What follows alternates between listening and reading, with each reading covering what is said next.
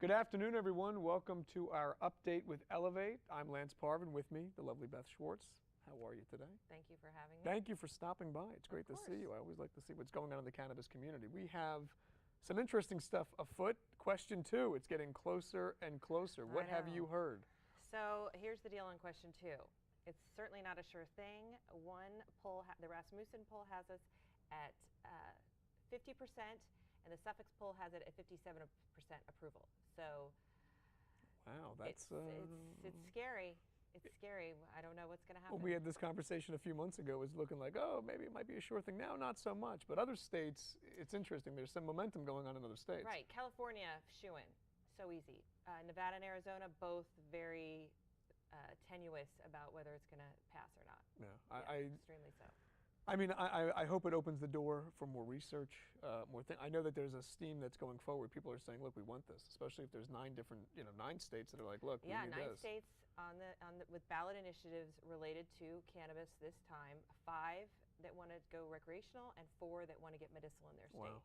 I'm curious of the candidates' true position on that, of what they feel, because that's a huge topic. It's very hard to now that you see the general public saying, well, look, we want this. Exactly.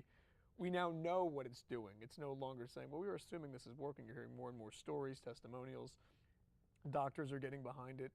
States are getting behind it. And so with question 2 passing, I need to look at the legal, because I haven't read the legal things of it, but with how would it affect veterans specifically with the change up? Well, specifically for Nevada, it would be wonderful for veterans. It will give them safe access. Okay. Right now, if they want to use cannabis for their PTSD or other injuries, they have to go through the medical registry, which is state sanctioned, which could jeopardize their VA benefits.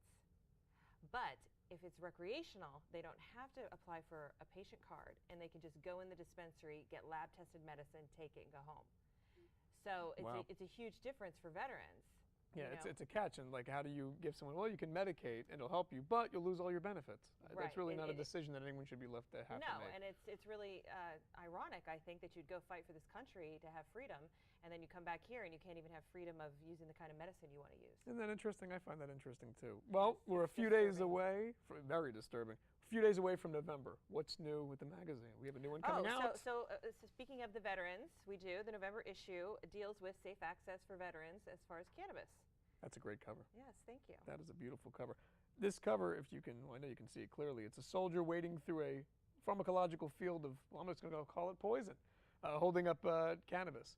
And this is a great thing, I think, especially in the veteran community. We've seen this firsthand with consulting. More and more military personnel are now starting to see that they do have an actual solution that's helping them, not just a Band-Aid. Right. Let's say. I mean, we've heard nightmare stories about people when they come back, they pretty much get over-medicated. Oh, I mean, I've talked to veterans that were on 30-some-odd pharmaceuticals. This one man told me a story when I was interviewing him for the story, that after taking an obscene amount of Ambien and hydrochloride or chlorate and various drugs, the next morning he woke up and changed his will and left everything to his dog. Well, I don't know. That's how cloudy his mind was, and how, absent of... I know. And that's the key thing, is that we truly don't understand how the body works. We understand this much because we're different genetically. Right. And that's the key thing with pharmaceuticals. When something's given, you really don't know. You and I could take the same thing. We'll have 2 different side effects, which is why there's about 100 side effects on every single drug. It's pretty disturbing. What other events are going on in the community for the next few weeks that you know about?